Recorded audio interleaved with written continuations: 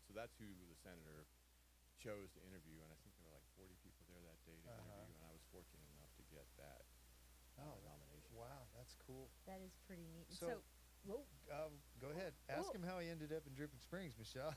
Well, I wanted to, what were your sports that you played in Pennsylvania? So growing up, I played soccer. I was a goalie. I got All-American 3 years in a row. I started a ski club. I didn't have enough money to afford a ski ticket every week to go skiing, but I figured out that if I got 15 people to go, then I skied for free. So I called a local college that also had some people that wanted to ski, and they had a van to get up there. And as long as I got 15 people every week, I got to ski for free. Wow. Oh, you were like a little entrepreneur even back then, for sure. Well, that's one of the, like, another West Point thing, right? Like leadership, where did you take initiative, that kind of stuff, and I got to ski for free. Yeah. So.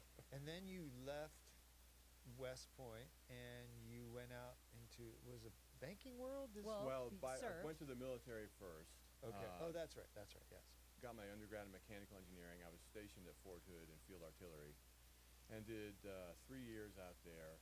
And although my dad was in the first Gulf War and my younger brother was in the second one, I was in that peacetime army when they were scaling down. So after 3 years, they were essentially asking people to go ahead and get out early. Okay. So I did that, and that's when I went back and got my MBA at SMU and then started in banking. Okay. So you ended up in Texas because you were at Fort Hood. That's right. And, while I was here, I met my first wife. We got married. Her family was from Dallas, so when I left Fort Hood, we moved up to Dallas, and that's where I went to SMU and then started in banking there. That's interesting. In the oil and gas field. Okay. Big difference owning a tree service from Yeah. being in the banking industry, Dusty. Well, what's interesting to me, I didn't even really want to go into commercial banking when I got out of business school, but if y'all remember the dot-com bubble, when I started at business school in '99, Harvard was having trouble keeping MBA students into their second year because they were getting these crazy offers.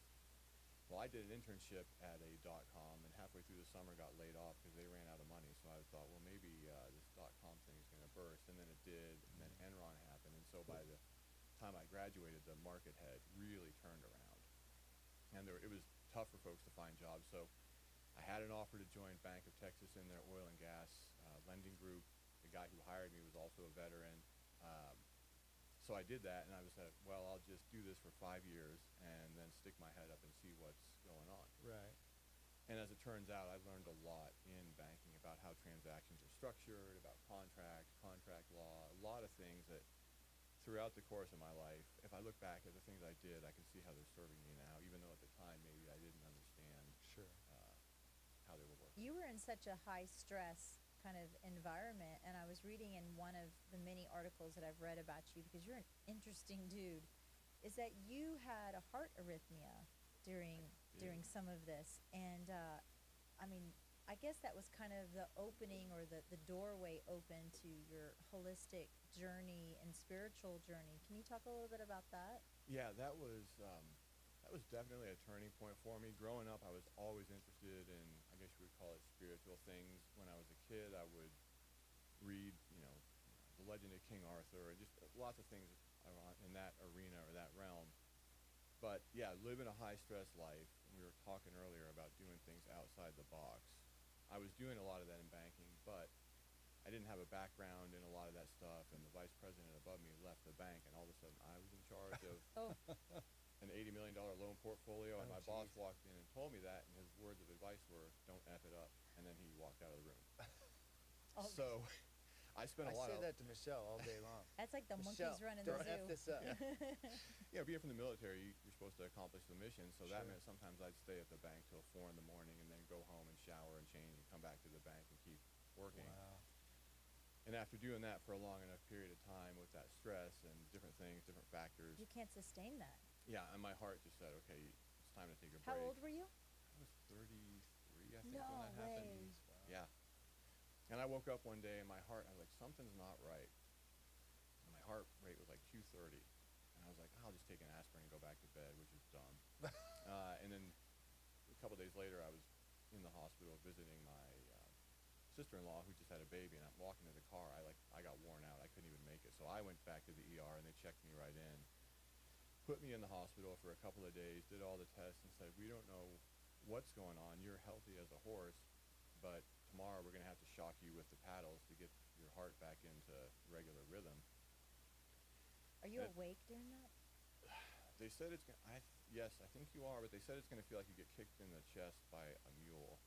And so I was not looking Not sure forward to what that that feels like, yeah. whatsoever.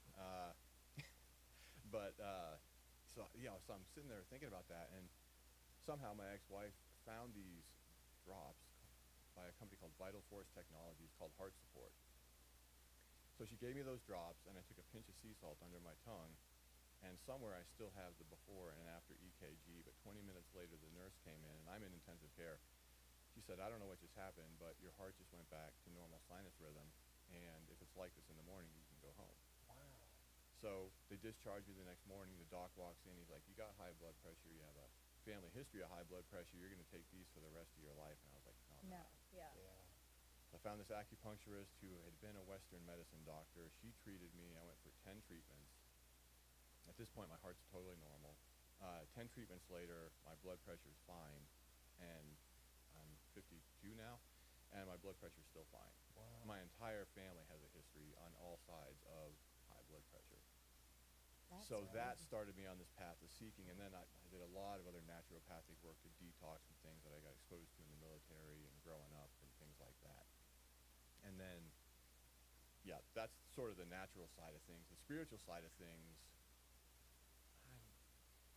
I was always interested in that, but I guess where I really got into that, we used to foster these dogs, and some of them would get sick, and we didn't know how to treat them, and we were looking for natural ways to treat the dogs too. And I was talking to somebody, and I said, the only thing I know how to do is hold on to them and say, I love you, I love you, I love you. And she said, well, you're basically doing Reiki, so why don't you come learn how to do that? And I said, okay, that sounds cool. Was this the Rottweiler rescue Yes. that you did? So Yeah. you're holding a Rottweiler, and you're Yeah. telling the Rottweiler you love Yeah. it. Yeah, I figured like if I can say that, and you hear stories about that stuff, they can feel that, and the dogs pick up on it. Yeah, we did Southern States Rottweiler rescue for a while. We were foster fails. We had like 10 Rottweilers that lived with us. I think we Oh, adopted goodness. one of them out, but you get them and they're all sick, and then you get them back to health, and then they get super attached. But that was interesting, having 10 of those big dogs. Oh my gosh, yeah. I owned one once, and just one is enough. Do you know what was in those drops that your wife gave you at the hospital? Essentially, yes, it's water, sea minerals, and then an energetic imprint. Okay. What is that? So an energetic imprint, you know how you go to the doctor, if you have heart trouble, they can put an EKG on you, and they pick up the electrical signals from your heart. Uh-huh. Well, everything in nature has its own unique vibration. A molecule of oxygen has a certain vibration, a molecule of vitamin C has a certain vibration. And so throughout the years, scientists have learned how to measure these vibrations and frequencies. And so if they know what the frequency of a healthy heart is, they can actually imprint that frequency into water, and water is magical enough that it can hold frequencies Wow. once you impart them. And then when you take that into your body, the water in your body picks up on that frequency and starts to vibrate in resonance with that. Wow. It's kind of like if you were tuning a guitar Uh-huh. and somebody next to you has a guitar tuned exactly the same. If you pluck your guitar string, theirs will start to vibrate because they're in yeah. tune. Okay. That's called entrainment, and vital or just subtle energies like that can entrain your body to come back to health. Huh. So like disease is dis-ease. Something is out of frequency. Right. If your heart's out of whack, the EKG shows that it's out of whack. When it's working right, it's kind of a sinus rhythm, which is very rhythmical. But everything in nature has that. Cancer cells have that. Back in the 20s, there was a guy named Royal Raymond Rife who figured that out, and he could destroy cancer cells by generating frequencies. Wow. And then Big Pharma found out about that and shut him down and said, you're a quack, and they got Yeah, rid of the that. devil, big But pharma. Look up Rife machines. Everything's based on frequency and energy, Okay. including energy work like Reiki or saying, I love you. You're generating a frequency of love, and that's healing. Huh. Or if you're doing energy healing work, maybe with Reiki, you're sending a certain healing energy. With shamanic work, you're doing the same thing, but with a lot more focused intent. So you're holding the energy and an idea of something in your mind, and you're literally transmitting that energy to the other person to help clear an energetic imbalance. Wow. Steve says that I often have too much energy for him, so maybe that's what You have an energetic imbalance, is what you have. You're either falling asleep at your desk or you're driving me crazy with your. Well, your some ideas. people are pretty high energy like that, but then there's a grounding energy too, right? Like, I tend to get really up in my head thinking about Yeah. things because I have that mechanical mindset, and it's a blessing. And sometimes it's Mhm. rough because I can't stop thinking. So Wow. if I can go out and get grounded, Yeah. that's super helpful. So I want to go back. You had this heart event at the hospital, but you went back to work for the bank, right? I did, yes. How long did you do that? Because you had another sort of life-changing moment at the end of that. Tell us about that. So yeah, I left the bank. I was in banking, I think, for just about 5.5, 6 years, about the time I thought maybe I would be. And then I got hired away by a client of mine to go be a CFO of a royalties company. And from there, I got recruited to go turn around an oil and gas company that was failing in 2008 when the prices went from Right. 140 a barrel to Right. 30 something. So I went in there, helped get the company turned around. It was a really difficult task. We had vendors showing up from all over the place wanting to get paid, and I had to tell them, hey, we're working with the bank on this. We finally got a hedge fund out of New York to come in and fund us, and shortly after that, the president of the company, we started noticing money missing. And we start looking, and then we're like, oh no. So like a couple months later, we had to sort of raise our hand and say, hey, we're missing some money, we're investigating it. We went through that whole process, and I ended up running the company. Again, I knew nothing about drilling oil and gas wells except what I'd read. Yeah. And it was another one of those things of working super long hours, driving 7 hours to the field, spending a week out there. But we got some wells drilled, and that's when I kind of had the second brush with death, if you will. I got poisoned by hydrogen sulfide, which a lot of oil and gas wells make. It's that rotten egg smell. Oh yeah. And in high concentrations, it's really, really deadly. So we were drilling a well out there, and these alarms started going off, and the guys on the rig started running away, and I was like, what are you doing? We're right in the oil zone. We need to Yeah. log this. And they're like, my boss told me never to mess with that. And I was like, well, give me the thing. I'll go take care of it. So I did that, and we hit oil, and it was a good well, and I was fine. But then I kept being out in that field day after day. And I came home to Dallas, and I was like getting vertigo and almost passing out. I went to the ER on a Saturday. Sunday night, I'm like, we're still drilling wells. I got to go back out there. So I drove out there, still not feeling well. And then on a Tuesday, I was like in my little motel room in Iraan, Texas. It's Iraan. And I was like, I don't feel good. And then I had to vomit. I crawled over the toilet, and the whole world just started spinning, and I couldn't even crawl. I had so much vertigo. And I was like, man, I hope I don't dehydrate and die right here. So I somehow Die at the managed to Motel crawl. 6. Yeah. And Well, the irony of it is, like, I've made jokes, forgive me, in the past about, Elvis the King dying on the Yeah, throne. 'Cause Yeah. I was like, the irony is I might do the same thing. Like, that was the thought that I had in my head. Like, if this is how I go out, that is irony. Yeah. And Elvis is going to meet you at the Right, pearly you're gates. like, Yeah. you're laughing at me. How do you like them apples? Somehow I was able to crawl back over to the bed.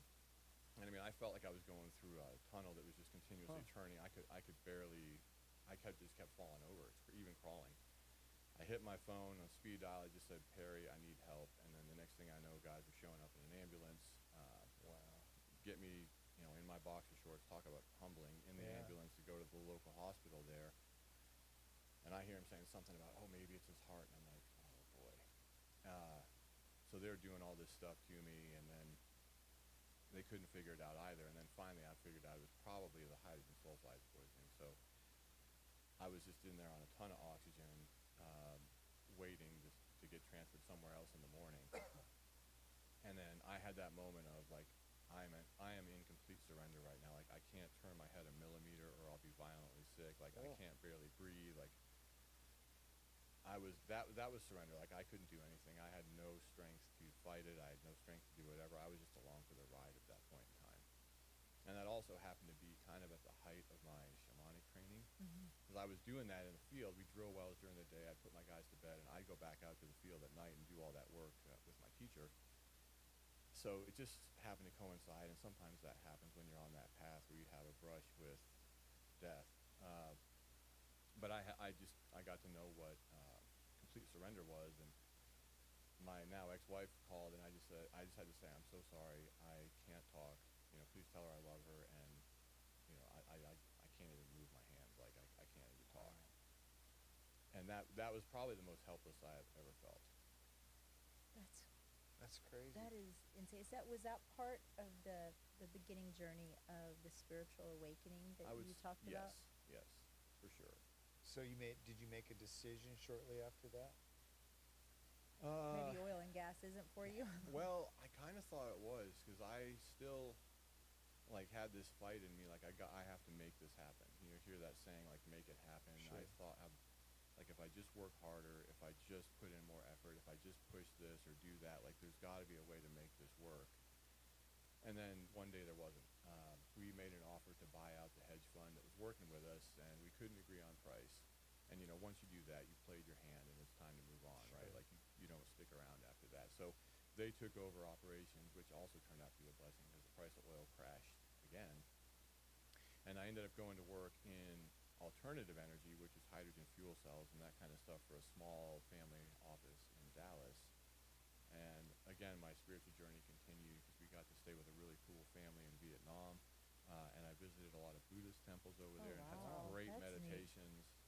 And, being from the military and hearing our side of the Vietnam War, it's pretty interesting to go to the Hanoi Hilton and see pictures there and realize that the Vietnamese really were trying to get the French, end French colonialism the same way we did in 1776 with the British. Mm-hmm. So for them, it was a war of independence. And yeah, there was some communism and stuff like that wrapped up in it too, but it was a different story than what I had heard from the American side. And the people there were great. But again, I was sitting there, and I had a lot of post-traumatic stress from growing up. My childhood was pretty violent. I wasn't speaking to my dad at the time.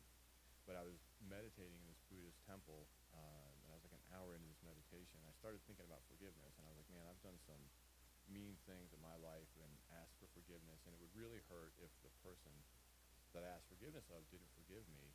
And then I had the thought, well, if forgiveness is good enough for me, then it has to be good enough for everybody. And I'm not included your special. father. Yeah. Right. And so, shortly thereafter, he had written me a letter asking for my forgiveness, and we were able to reconcile, and we actually have a pretty good relationship now. Oh, that's cool. That happened in a journey. temple in Vietnam in the middle of a meditation. Wow. And then my journey just kept going from there. I discovered Yogananda and started doing an hour and a half of meditation a day, self-realization and fellowship, and then progressing even past that. Now there's a great gem here in the community called Radha Manavdham, if you know that. It's a Hindu temple on 1826. Oh, yeah. Right by Vermont. Nutty Brown. Yeah. Yeah, we know where that. It used to be Got the- called. I can't remember. It used to name be of the Friday Mountain Boys Yeah. Ranch, up until the yeah, 90s, yeah, right? Yeah, and then it became. I can't think of the name. It's whoever is the head of the. Yeah, Of it's the got Shah a at the little bit time. of a colored history prior to Yeah. what it is now. Yeah.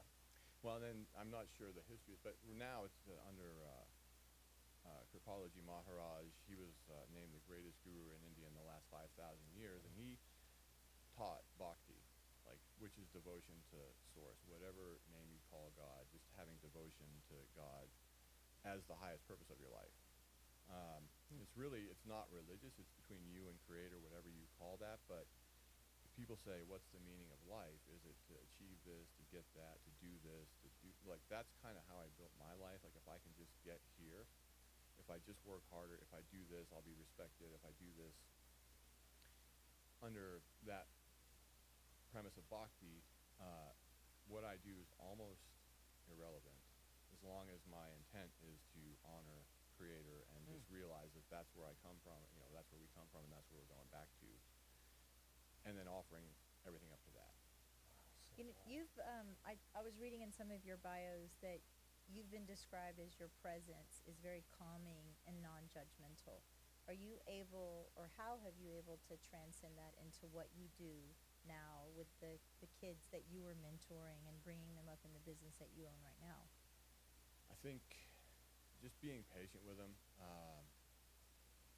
or sometimes we're doing jobs that are hard. We were joking earlier about making stuff up as we go. Sometimes you show up to a job and you're not really sure how that's going to happen, and so just being able to try to have that calm presence with them and talk them through things, or if things get slow, having that calm presence and talking through that with them. And don't get me wrong, they've seen me lose my stuff a couple of times, Yeah. right? Like, I am not perfect. I'm not there And yet. we're all like that to some degree, yeah. You know, most of the time I can hopefully be there. Hey, energy goes up and Yeah. energy goes down, Yeah. right? And sometimes things are really stressful. Like, you've got a bunch of equipment on the clock and it's costing X, Y, and Z. Somebody's and being things a are breaking dumbass. and- Yeah, and you got and sometimes the dumbass is me. Yeah. And that's one of the sometimes things. the dumbass is Michelle. Yeah. never sometimes the being- dumbass is Michelle. Well, sometimes being patient too is just listening to the guys, because they actually have really great ideas. Yeah. So if I come into this with the idea that I have so much more experience, or I'm an engineering degree, I'm the one saying how we should do this. Yeah. They've had some amazing ideas, and there have been times when they're worked up and I can calm them down, and there are times when I'm worked up and they're calming me Yeah. down. Like, I get to be real with them, and I'm like, guys, hey, I shouldn't have shown you that or done that or whatever. And they said, look, it's easy, it's cool.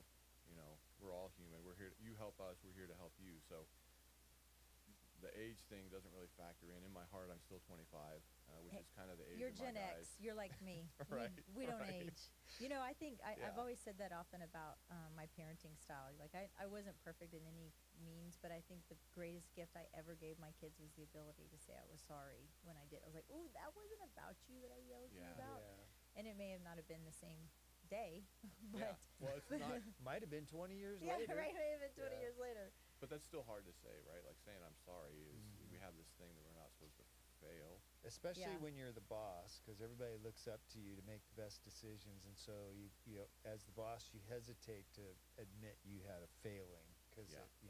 but it is the right thing to do, especially when the mistake that you made really impacts the people that work with Well, you. wait a Yeah. minute. So, you know what? I thought it was really, really telling of our relationship last week when you go, you're going to kill me.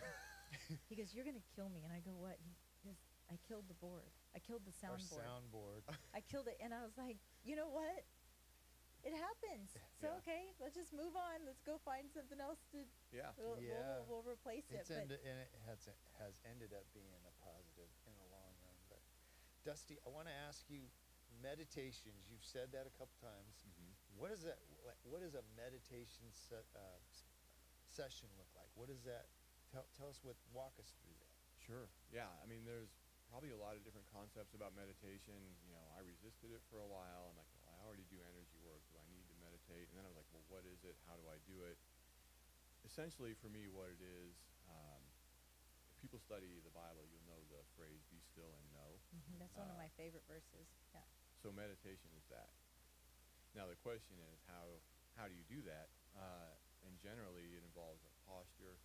So you can lay down, you can listen to meditation, you can do that kind of stuff. But for me, the way I teach it, and the way I learned it is, you want to sit generally with an upright spine where you're comfortable. But having an aligned spine helps energy flow up and down your spine. Okay. Your eyes generally closed, although you can do open eye meditations as you advance, but closing your eyes to shut out the outside distractions, and basically turning our attention away from the outside world, our sense, sound, smell, sight, everything, and turning our attention inside. And then slowing down our breathing. If somebody is angry or scared, we tend to breathe fast and shallow, and if we're deeply relaxed, we're breathing slow and deep. Well, you can tell your body you're relaxed by breathing slow and deep, and then it's like, oh, we're relaxed. So you do it in reverse, and it actually slows down your central nervous system. And that's a basic meditation. Then you can add things to it if you like concentration on something. If you have a form of God that you like, or Jesus, or whatever, Buddha, Krishna, you can hold that image in your mind and meditate on that. That's the concentration part of it, Okay. focusing on that. You can do something called a mantra, which in Sanskrit means mind protecting. Essentially your mind's going to think thoughts, so you're going to kind of tell it what to think. So we teach on your in-breath, you can say I am, and on your out-breath, you can say peace or love. Or if you have a name of God you like, you can say that silently on the in-breath and the out-breath, and just feel the vibration of that. And then eventually at the end, we just sit in a silence. And sometimes you will get insights or information or guidance, but with the guys that I'm meeting with tonight, we meet pretty regularly, the guys I work with and some of their friends. They're all pretty high achievers. They're all mostly solopreneurs, stuff like that. And so we're always thinking about stuff and talking about business, and we like talking together. And at some point we're like, okay, we came to meditate, let's meditate. The sitting in silence seems That would very... be, I actually got, my heart rate went up thinking Yeah. about that. Yeah. It's probably real. I imagine the first couple times you do it, if you get 2 or 3 minutes, You're doing you're great. probably doing great. Yeah, for me too. When I started, I found out I was uncomfortable with silence. Yeah. So sometimes people talk a lot when they're uncomfortable with silence, or we put the radio on to have something going in the background, or we have these different distractions. Because Yeah. if we're questioning who we are, or we got to do something or be somewhere, if there's silence, we don't know what to do with ourselves. When really, we come from the void, and we kind of go back to that, and that's where creation happens, is in the void. If you look at the creation story, Yeah. but for some reason, the silence can be scary. But then the more you do it, it's like going to the gym. Start out with 5 minutes a day. It's more important to do 5 minutes a day consistently than 2 hours once every Right. 2 weeks, right? You'll build up to that. And then when you sit to meditate and you start to breathe and you go into the posture, then your body already knows what's happening. And then sometimes just by starting to breathe slowly, you can get that same effect because your body's conditioned to that response for that. And then you can go for longer and longer periods of time. I think you get the greatest benefit when you go for 30 minutes or more.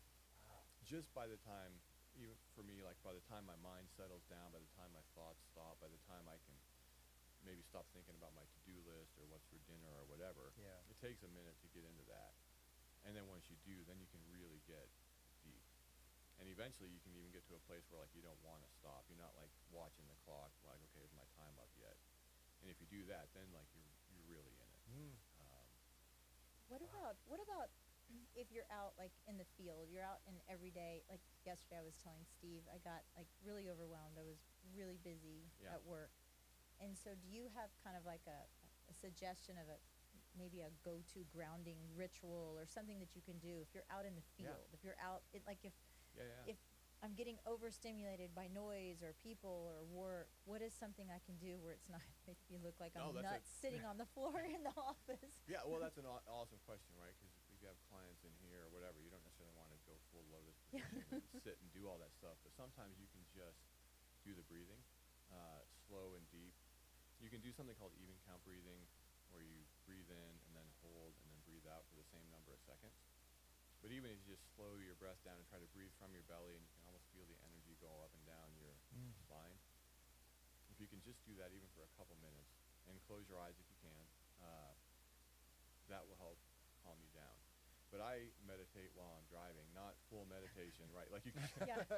but you can Lotus breathe like I'm that. going to go see what kind of Yeah. car you drive for you later. Hey, it's a big truck, so with all the dents in it. yeah. No, but like, you're in Austin rush hour traffic, you can breathe and still obviously stay Oh, alert and watch sure. everything that's Yeah. going on. But I used to be a road rager way back in the day, like full on, like beating the steering wheel. Yeah. And through meditation, I just stopped that. And when I would start to feel that anger come up, I would just breathe instead. So you can breathe like that while I can still breathe like that when I'm driving and I'm hitting every red light on the way to dripping Yeah. or whatever, right? And those things do help. I can see your form of meditation definitely is your running, your exercise where you're out there. 100% is. If I don't do that, I'm a mess all day. Yeah. So yeah. We all suffer. Yes, you do. Do you get into a rhythm with your breathing when you're running and stuff? I mean, Yeah. that's yeah. like they have walking meditation, so I imagine running meditation. Yeah, well, I do a bunch of different sports, but what I find is all of the busy stuff that bounces around in my head the rest of the day all goes away. When I'm running, Yeah. I'm really focused on how I feel and what my next step is and where I'm going, and I'm very in the moment. Or when I'm swimming, you feel, where your arm is and where you're breathing, and here comes the wall. You're very focused on Yeah. that, and that it gives me a lot of peace. So I'm not only doing it to stay fit, but I'm also doing it for my Yeah. mental health. So you're like talking about presence, like present in that moment, Yeah. and that's meditation. Yeah. The idea of sitting on the floor for 10 minutes and being quiet and focusing, honestly, I don't think I could do it, and Yeah. it scares the hell out of me. It's like, Yeah. I'm not good at being quiet and still. I'm really not good at that. Yeah.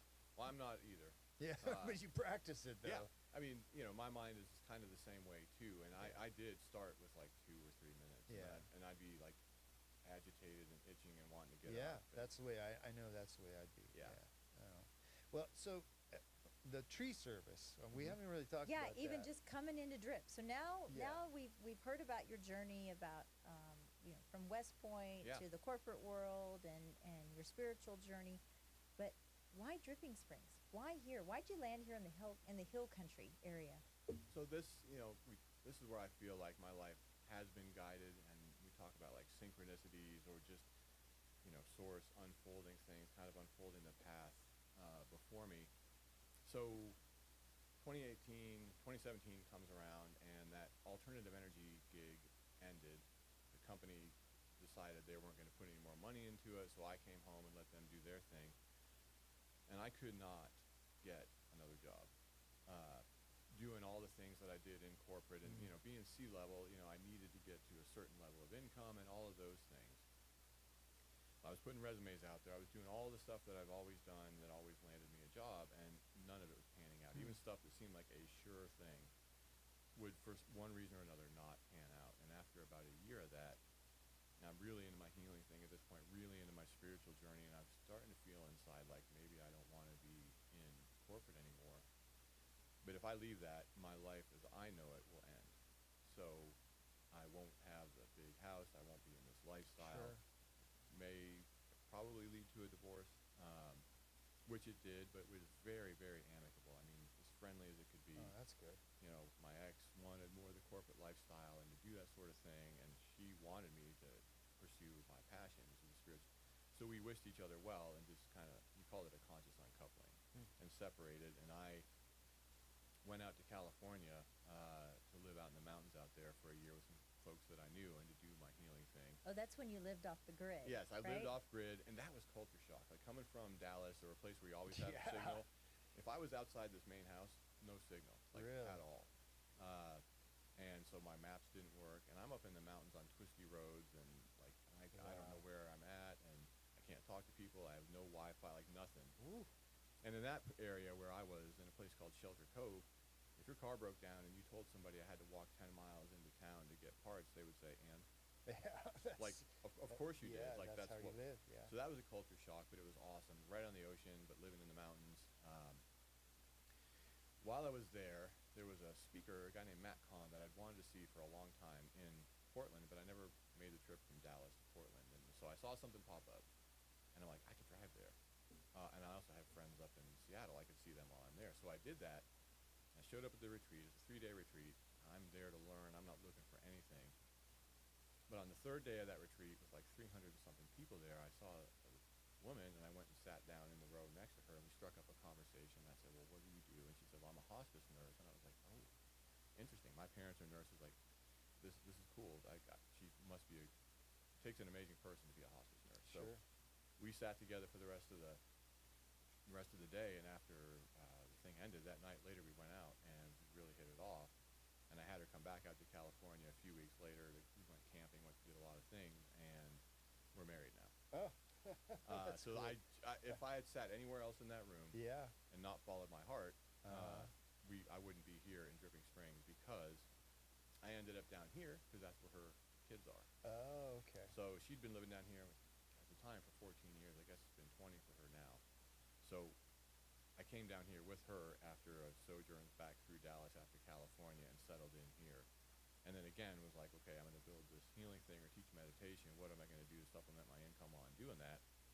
And during COVID, I worked at Whole Foods and helped run their e-commerce group, because everybody was doing online groceries, but I didn't want to do retail forever. So I started working on this land and started cutting trees and doing that kind of work to support what I was doing.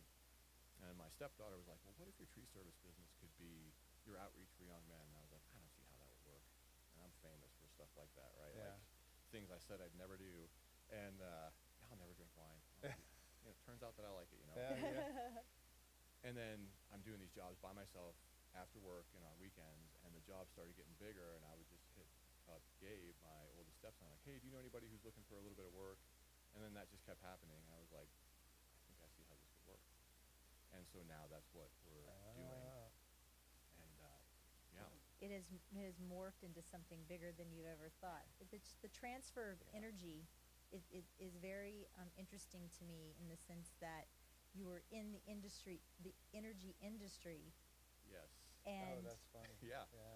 yeah, see what I did there? yeah. Yeah. I like that. You're Yeah. tying it together. Yeah, and then your energy is constantly being transferred. So now you're Yeah. transferring this And energy, transformed, yeah. and you're mentoring these young men. Yeah. And so not all the people that work for you are veterans either. You're a Correct. veteran-owned business, Yes. but your business has kind of just exploded a little bit. It has, and we're blessed that way. Some of the guys who work for me are veterans, some of them aren't. That's not a requirement, but I happen to know them, and generally they're going to be great workers. But all the guys are super hard workers. Even this is like, to me, is like walking in the faith, or walking in a way like I'm not sure what's going to unfold next. The way we structured our business, a lot of the guys are 1099. They come when we need them. They not there when we don't, but it works. Yeah. And every time we need people, there are guys there, and they've all been amazing. Huh. And then we all hit it off, and we all talk, and I mean, everybody loves working outdoors. We love working together. We work faster than most crews, harder than most crews. We have an electrolyte drink we're going to be marketing that we've been drinking for a year that really helps us out. Oh, I was going to ask you about that. How you handle the heat in the summer here in It's Texas, hot. working It in is trees. hot. Yeah. So those, like, we're getting into the months now where we'll be drinking 3 or 4 gallons of water a day, Oof, God, depending on the jobs. And we have an electrolyte drink. We're calling it Dust Off. It's got a bunch of good stuff Oh, in that's it. cool. And that does help us, because I mean, I sweat profusely. I'm the guy's laughing. I'm like, guys, I have a condition. Like once it starts for the day, it's gonna go I'm the until sweater. we're finished. Yeah, I'm the heavy sweater. No, we've gotten big. We're one of the highest rated tree service companies in the area, and I don't know if I can say this yet, but we just won Best of Dripping Springs Yes. for this. Oh, yeah. Wonderful. And now we're offering lawn care at the request of one of our really big property management companies. They wanted us to help them out with that, because we're really quick and responsive with them, and their tenants love us. So now we also offer lawn care, and we're going to build that out. And I guess the way spirituality folds into this, if you study Bhakti, if you study these other spiritual paths, is this idea of selfless service. They would call it seva, S-E-V-A. Our tagline is, when good enough isn't good enough, call us. And there's days when you're so tired. If you look at the whole pile of brush or the whole whatever, you just be like, we're never going to finish this. But if you take, it's like a meditation, you take the next step, the next step, the next step, get the next branch, and then go drop that off. If Yeah. you keep doing that, that's manageable. Right. And in an hour, you look up, the pile's almost gone. Right. That's how we Yeah, kind of you describe talk about that a lot when people are getting their houses ready for sale. She'll walk in and she'll say, okay, you need to do these things, and then she will say, don't think of it as all of this needs to be done at once. Right. This little thing here done, this next little thing, this next Yeah. little thing, be over before you know it. Yeah. You're not going to eat an elephant Yeah. all at Yeah, once, that's right? right. What is about one piece of advice you think you would give to kind of an aspiring entrepreneur, kind of like what you did, like things that you've kind of learned, your lessons that you've learned, like, don't do that, but do this? Yeah, probably a good one for me, and I actually have a mug that Lori gave me that says, don't overthink it.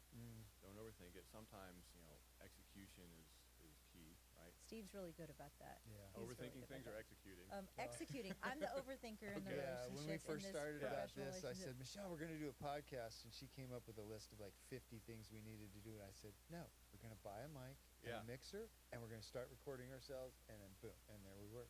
Yeah. So maybe don't overthink it. There's a time to Yeah. move forward, right, and trust. And then something to do is do excellent work. Yeah. Do more than you said you were Mhm. going to do.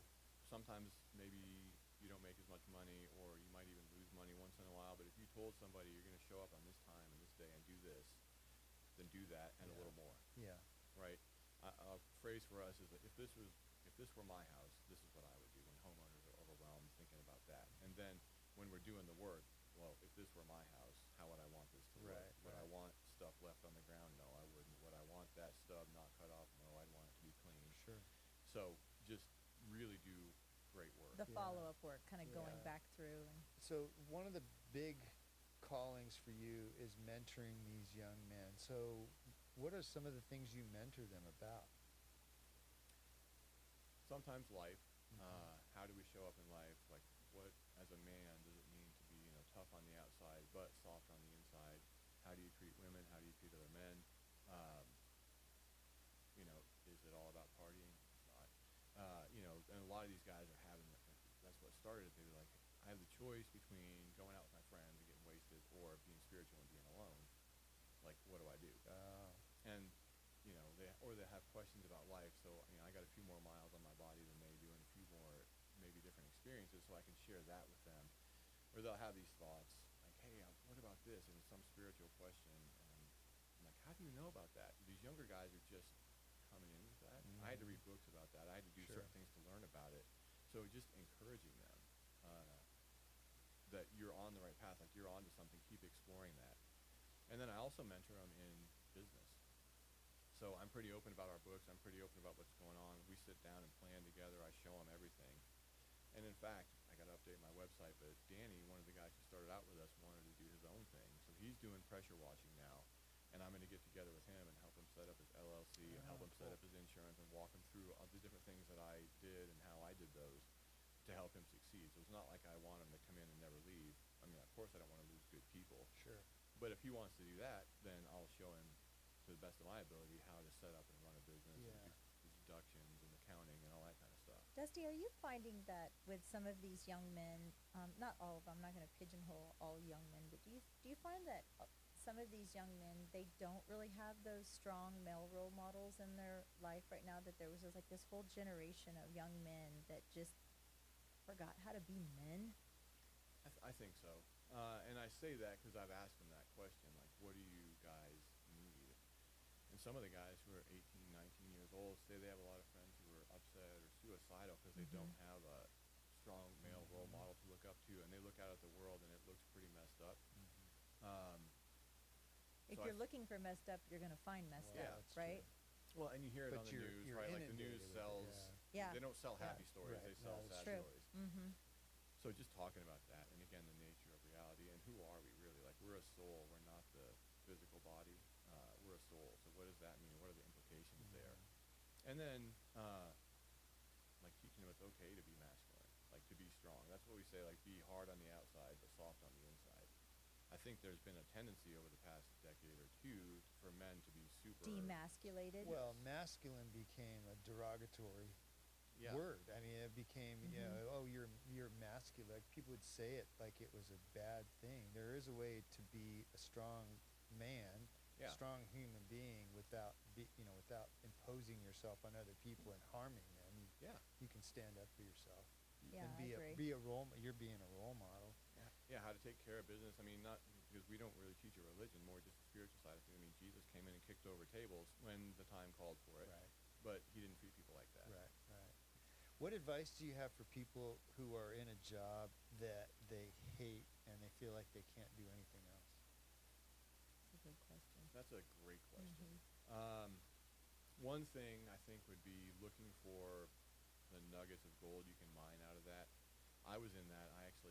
No disrespect to bankers, but to me, having to write reports, to sit in front of a computer, even today, I describe that as soul-sucking. For me. For some people, it's amazing, right? But for me, I really struggled with that. So I had to look at, okay, what am I learning? I made this 5-year commitment to myself to stay in this. What can I get out of this? So that's one thing. Another thing would be, don't be afraid to admit that you feel miserable doing this, and then start thinking about what you'd like to do. Yeah. And how you might get there, and then don't be afraid to ask for help. Don't be afraid to try something too.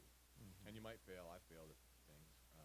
I actually don't think failure is a real thing. Failure is a step on the way to success. So, we tried that. That didn't work. Okay, we're going to try this. See if this works. Yeah. Failure is just learning something that didn't work. Yeah.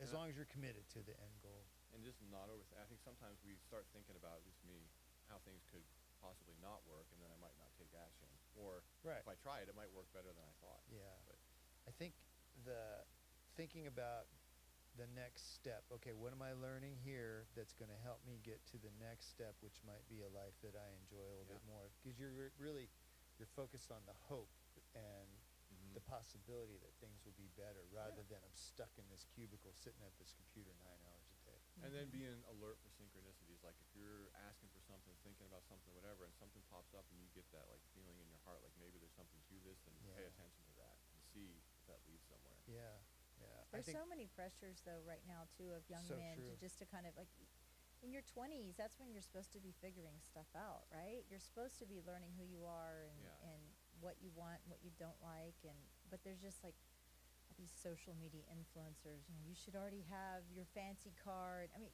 we live in a culture of being in debt is okay. Yeah. Well, and who knows that stuff anyway, right? I had my life figured out when I went to West Point. I was going to do 20 years in the Yeah. military. I had no question It's about that. true. And then I was going to be a banker, and then I was going to do this, and then I was going to do that. And, I guess Yeah. people would have said at the time, this guy's got it together, he's got it figured out, and then none of that. Like, I'm not doing any of that right now. I think You know? that's, I think almost everybody you talk to when they're in their, second part of their life will say, well, I had this plan that didn't go Yeah. the way I thought it was going to go. I still don't know what I want to be when I grow You're up. going to grow up eventually, Michelle. That's true. Well, and another thing I think is, and Mike Rowe talks about this a lot, I but love like that guy. the trades. Uh-huh. Oh, I know. Yeah. A lot of kids aren't going to college. The guys that I work with didn't, and I don't think that's a stigma. I think back in the day that was like a key that had to go into a lock. It got you in somewhere. But I used to, when I mentored people after my MBA, from my experience, I said, when you get your MBA, you're a master of nothing, right? You have a master's degree, but you're a master Yeah. of nothing. Like I learned so much on the job that wasn't in the books or whatever. Like you don't need that today. You can Google stuff. You can use ChatGPT. You can do all these things. And I saw a guy driving a few months ago, and I guess he had a good sense of humor. You could tell it was a tile guy for sure, because he had all the tile stuff in his truck, and he was going somewhere. And he had a bumper sticker that said "Por no estudiar," which means for not studying. Right? Like this is what I get. Yeah. It's like there's a stigma that you have to do this kind of work if you Yeah. don't study. There totally is a stigma, and you're just coming off graduation season. I remember all three of my kids took different paths, every single one of them. And I remember it was so geared towards, and you celebrated the kids that went to college. Like, oh Yeah. my gosh, this is the college of their choice. And my middle son, he went straight into the military. Got his degree while he was in the military, served 8 years, and now he's in med school. Yeah. My older one, he was like, I'm taking a gap year. Like, the hell you are. Yeah. And he went right into his profession. Now he's getting his MBA in 2 weeks. And then my daughter went to trade school, and she's making more than both of them put together. Yeah. So I just think you've got to find your path. You got to especially if you're a parent, you got to clue into what your kids are Yeah, good at. and what the their passions. path of graduate high school, Yeah. go to school for 4 or 6 years, and then get your career job. It really rarely works that way. For most people, that's not a reality. Well, and it's interesting. I have stepkids, but none of my own kids. But I would imagine as a parent, that's got to be one of the hardest things is letting your kids find their path, because you're Yeah. so much wrapped up emotionally, and you love them and all that stuff, Yeah. and you don't want them to fail. Like we were It's talking the about. failure part, yeah. Well, but then they end up in jobs. Sometimes they end up in jobs they absolutely hate because Yeah. that path was sort of pushed on them and chosen for them. Yeah. Everybody should choose their own path in life. I mean, with some direction and some help Sure. and some encouragement, but it should be your own path. It's your journey. I mean, That's you right. get 80 or 90 or 100 years here, it's your journey. It's not Right. anybody else's. Can you imagine if, like, when you were 18 years old, if your father said, this is what you were doing, why you're Well, doing he did, it? when and you're- that's why I moved out of the house when Exactly, I was 18 years old, see? because I was like, screw you, Yeah. I'm doing my own Yeah. thing. Yeah. Yeah.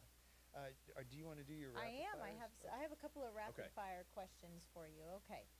What is the first thing you do when you wake up in the morning? Your morning routine? I literally wake up meditating. I try to start thinking of the name of God and be grateful. There you go. I don't do that. Yeah, listen. What is your favorite tree species to work with?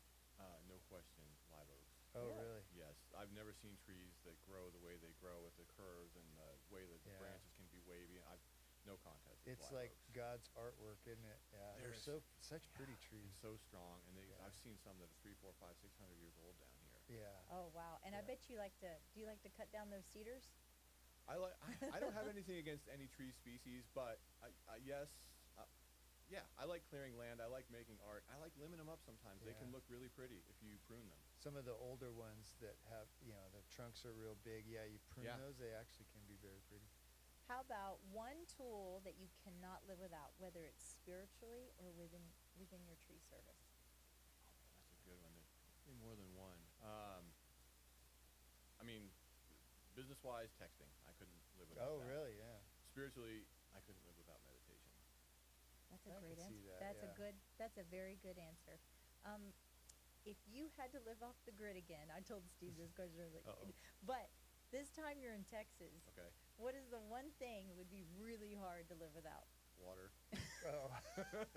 Well, hopefully when you're off the grid, you still have. Now, if it was, all right. So if I was all the way off the grid, internet communication. Yeah. Internet. Oh, yeah. Internet. Yeah. That was so hard living off grid. Like I bet.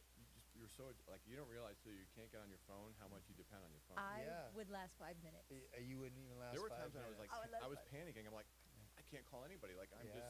I think for me, air conditioning would be one of Yeah. those Air conditioning, things. But running water. They did it for thousands of years. Air conditioning is only like 75 Yeah. years And that's old. why so- they only lived till they were like It's 25 years old. 32 Yeah, was grandma in that's a it. rocking Yeah. chair. Yeah. That's right. Okay, I have my last question. Okay. What would your younger self think of the man you are today? I think I'd be proud of me. Yeah. If we're kind of going back to my roots, if you will, I had a lot of people in my life growing up who did this kind of work, and I wanted to get away from that. But I think I'd be proud of that I was able to walk away from some of the things I walked away from. You said this is episode 180. 180. Yeah. So talking about doing 180s, I think I'd be proud that I did a 180 and that I'm actually out doing my own thing. And you weren't scared to take a chance that something was better. Oh, I was scared, but yeah. But I mean, you had a respectful Yes. scared. You were like, okay, this is daunting, but it's not going to stop me from doing it. Yeah, I put my stuff in a car and drove to California, whatever I could take with me, and that I really I did feel the like I same was thing guided. back when I was about 19 years old. Really? Mm-hmm. I've never left Texas. Wow. No. Yeah. I want to say I'm so honored that you chose to spend your time with us here today. And the bigger picture that I have gotten out of this is I feel like you're the kind of person that you want to leave the world a little better than you found it. For sure. And thank you so much for spending Yeah, the time Dusty, here. where can people find out more about what you do? I appreciate that so much. So our website is dynamodustytree.com, www.dynamodustytree.com. There's information on there. They can reach out to me. There's a contact us form on there. We have social media, that kind of stuff as well. But that's probably the best place to find us. Yeah. You were very responsive when I reached out to you, and you guys got. I expected maybe it'd be like a 2 or 3 week wait, and you guys had it done in just a few days. Yeah. Did a great job. We so. definitely don't like to keep people waiting. No, yeah, and most of the time when they got the bug to do it, they need it, or if it's a storm or something like Right. we just had, they can't wait for 2 Right. weeks. We're pretty but- stacked up with that stuff right now. But Yeah. again, that's one of the things, like, again, if it were us, would we want to wait? No, we wouldn't. So let's hustle and Yeah. get out there and knock it out. Yeah. Well, I appreciate your time today, and thank you for coming in. I know you're super busy, so thanks for coming in to And we have studio. air conditioning in here too. Hey, so- you know what? I could And be we out got sweating water, right too. We now. have water Yeah. and air conditioning. No, I really Yeah. appreciate y'all having me on. It's an honor to be here, and I appreciate you taking an interest and having a conversation Our with me. pleasure.